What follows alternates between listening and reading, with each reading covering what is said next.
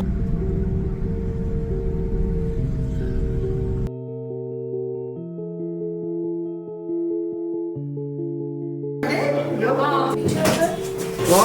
two, three, go for it. December மாதம் 2024 எனக்கு வந்து ரொம்ப முக்கியமான ஒரு டைம். ஏன்னு பார்த்தீங்கன்னா, கொஞ்ச நேரத்துக்கு முன்னாடி நீங்கள் பார்த்த இந்த கிளிம்சஸ், எஸ், இந்த மாதம் எடுத்தது தான் என்னோட ஃபர்ஸ்ட் வெட்டிங் ஷூட். இப்போ நீங்கள் பார்த்துருக்கீங்களா என்ன, இந்த கேமராவை பக்காவாக வாங்கினதுக்கு, இன்வெஸ்ட் பண்ணதுக்கு சரியாக யூஸ் பண்ண ஒரு மாதம் இந்த மாதம். எஸ், நான் வந்து almost 10 to 11 years of expertise in editing எனக்கு இருக்குது, வீடியோ எடிட்டிங். ஸோ ப்ரிடாமினென்ட்லி நான் வந்து வெட்டிங் எடிட்ஸ் தான் பண்ணுறேன். மற்றபடி எல்லா வித எடிட்ஸும் நான் பண்ணிகிட்டு இருக்கேன். All kinds of edits, name it, anything for that matter. Birthday events, corporates, ads, short films, and fan mates, and YouTube content, ellame, reels, everything for that matter. So என்னோட approach towards editing is usually ஒரு நரேட்டிவாக தான் இருக்கும். நிறைய effects of டிரான்சிஷன்ஸில் எனக்கு பெருசாக நம்பிக்கை இல்லைன்னு நான் வந்து நான் டோட்டலாக டினையோ ஷட் அப் பண்ணல. எனக்கு புதுசாக கற்றுக்கிறதுக்கும் பிடிக்கும், எடிட்டிங்கோட பெர்ஸ்பெக்டிவ்ஸ் எனக்கு ரொம்ப ரொம்ப பிடிக்கும். ஸோ உங்களுக்கு ஏதாவது ஒரு விஷயத்துக்கு ஒரு எடிட்டர் தேவைன்னா you know where to go.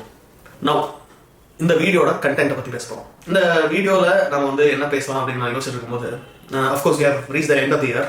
So ஒரு கிச்சடி மிக்ஸ் மாதிரி எல்லா விஷயத்தையும் வந்து கொஞ்சம் கொஞ்சமாக பேசலாம் அப்படின்னு நான் நினச்சிட்டு இருக்கேன். ஏன்னா இப்போ நம்ம போடுற கண்டென்ட்ஸ் வந்து எவ்ரிடே வரக்கூடிய கண்டென்ட் கிடையாது.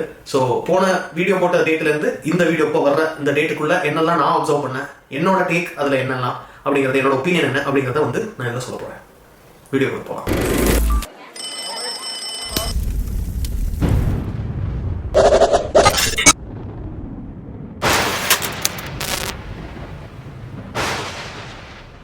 Pushpa 2 release. Of course there was an unfortunate incident. அதில் வந்து ஒரு ஸ்டாம்பீடில் வந்து தெலுங்கானாவில் ஒரு இடத்துல இவர் சந்தியா தியேட்டர் அப்படின்னு ஒரு இடத்துல வந்து அல்லு அர்ஜுன் போகவும் அது வந்து ஒரு பெரிய ரேம்பேஜாக கிரியேட் ஆகி அது ஒரு ஸ்டாம்பீடாக மாறி ஃபேன்ஸோட ஒரு ஆர்வ கோளாறுல ஒரு வெரி அன்டுவர்ட் இன்சிடென்ட் ஒன்று நடந்திருக்கு. ஒரு லேடி இறந்துருக்காங்க. அவங்களோட பையன் வந்து ரொம்ப ஒரு கவலைக்கிடமான ஒரு நிலையில இருக்காங்க. So my deepest condolences to their family. But இதில் வந்து நம்ம என்ன புரிஞ்சுக்கணும் அப்படின்னு சொன்னால், நம்ம ஸ்டார்ஸை எதுவும் சொல்ல முடியாது. எஸ், அஃப்கோர்ஸ் அவங்க வந்து கொஞ்சம் ரெஸ்பான்சிபிளாக நடந்துக்கிறோம், நான் இல்லைன்னு சொல்லலை. But this is a wake up call for the normal audience.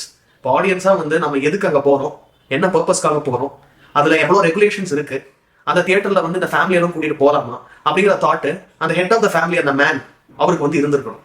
அவர் ஏன் அந்த பக்கம் போனார், படம் பார்க்க போகணும் ஆடியன்ஸா அப்படிங்கிறது எனக்கு தெரியாது.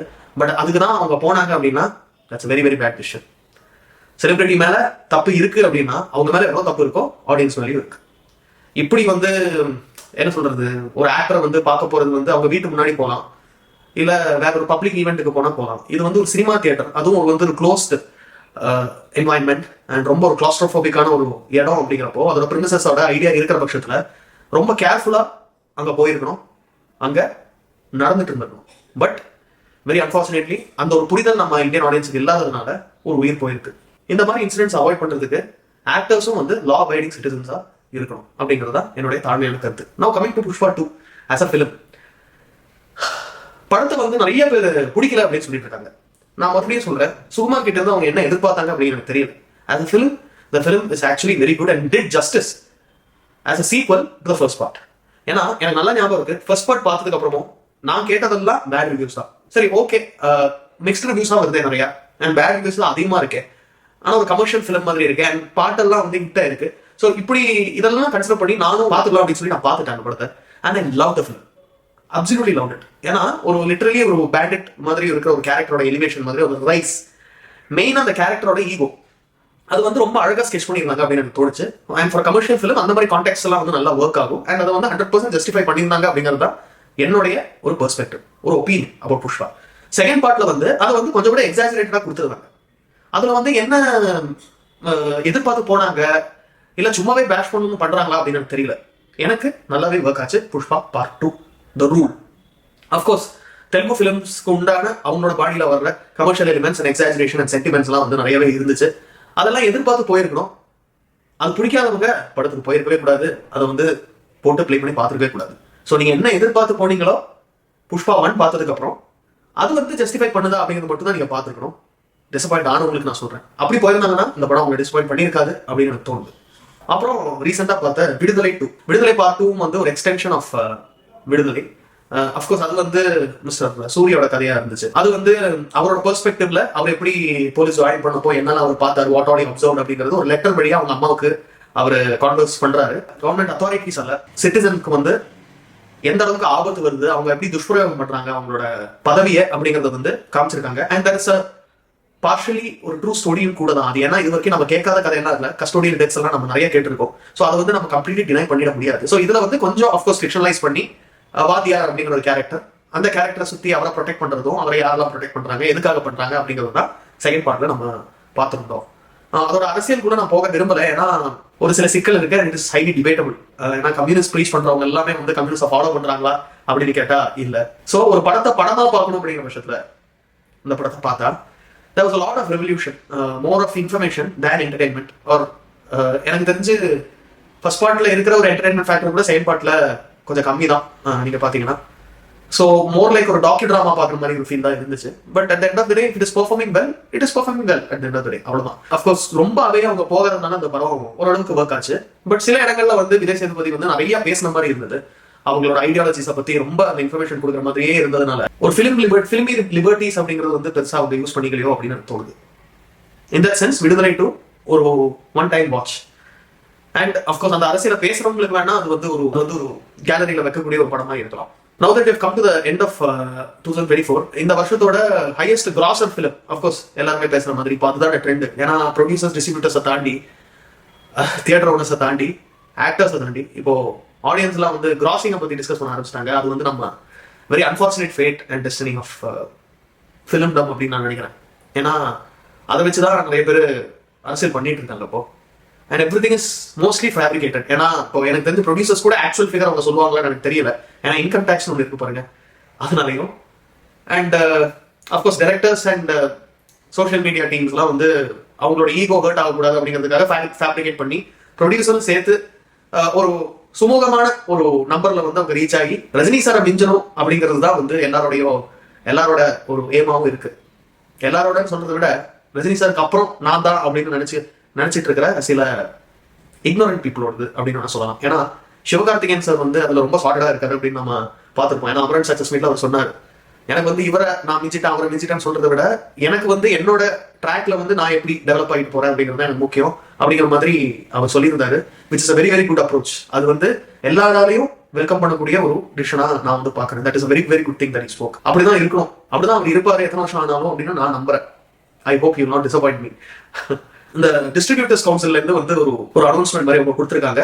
Highest grosser of the year அப்படிங்கிறது வந்து வேட்டையன் தான். It was equally critically acclaimed and entertaining அப்படிங்கிற ஒரு பேசிஸ்ல வேட்டையன் தான் first place, Amaran second place, greatest of all time அப்படிங்கிற படம் தேர்ட் பிளேஸ்ல அப்படின்னு அவங்க போட்டிருந்தாங்க. ஆனா எல்லாருமே சொல்ல முடியாது. சோஷியல் மீடியால இருக்கிற அஃப்கோர்ஸ் பெரிய ஃபாலோயிங் இருக்கிற ஒரு சர்டன் குரூப்பை சேர்ந்தவங்க எல்லாம் வந்து சொல்ற ஒரு யூனிஃபைடு வாய்ஸ் அப்படிங்கிறது வந்து கிரேட்டஸ்ட் ஆஃப் ஆல் டைம் தான் இந்த இயர் எண்டோட ஒரு ஹையஸ்ட் கிராசர் அப்படின்னு சொல்றாங்க. நம்ம எல்லாத்தையும் தள்ளி வச்சுக்கோங்க, லாஜிக் அப்ளை பண்ணி பாருங்களேன். இப்போ விஜய் சாரோட செகண்ட் லாஸ்ட் ஃபிலிம் அப்படிங்கிறத அவங்க எப்பயோ அனௌன்ஸ் பண்ணிட்டாங்க. இதுக்கப்புறம் ஒரு படம் தான் பண்ண போறாரு அப்படிங்கிறதும் அனௌன்ஸ் பண்ணிட்டாங்க. அதுக்கப்புறம் வந்து இந்த படம் வருது அப்படிங்கிற பட்சத்துல அதை வந்து ஒரு நல்ல ஓப்பனிங் கிடைக்கிறதுக்கு சான்ஸ் இருக்கு. ஆனா அதுக்கப்புறம் வர்ற நாட்கள்ல படத்தோட கண்டென்ட் எப்படி இருக்கு அப்படிங்கிறத பார்க்கப்படும். அதுதான் நிதர்சனம். அப்படி இருக்கிற பட்சத்துல கொஞ்சம் யோசிச்சு பாருங்க, கிரேட்டஸ்ட் ஆஃப் ஆல் டைம் அப்படிங்கிற படம் உண்மையாலுமே நம்ம மைண்ட்ல நிக்கிற மாதிரி இருக்கா? மனசாட்சி வேணும் அதுக்கு. ஈகோலாம் இருக்கலாம் ஒரு மனுஷனுக்கு, ஆனா மனசாட்சின்னு ஒண்ணு வேணும். அது ஒரு என்டர்டைனர் தான் at the end of the day. But அதுல எவ்வளவு ஒரு ஆக்வர்ட்னஸ் அண்ட் கிளீஷேட் விஷயங்கள் அண்ட் எப்படி சொல்றது இன்கம்ப்ளீட்னஸ் அந்த படத்துல இருந்துச்சு அப்படின்னு சொன்னா அடுக்கிக்கிட்டே போறாரு படத்தை பத்தி. ஒரு சில விஷயங்கள் நல்லா இருந்தா மட்டும் ஒரு படம் ஃபுல்லா ஓடிடாது. ஒரு சில விஷயங்கள் தப்பா இருந்தா அந்த படம் டோட்டலி ஃபெயிலும் வாங்காது அப்படிங்கிறது தான் என்னோட நம்பிக்கை.